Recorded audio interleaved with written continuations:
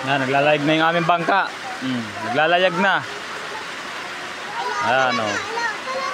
Pupunta na daw siya ng Middle East. Ang aming bangka ay naglalayag na.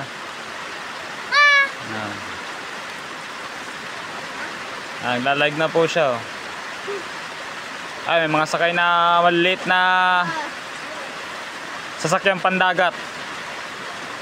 Ay, naglalayag na po ang aming bangka. Ayan o.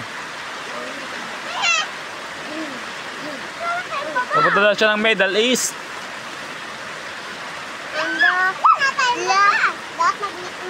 Sana makarating kayo ng maayos. At bumalik din ng maayos dito. Grabe po oh. Baka namin tubig sa aming bahay. Ay baha.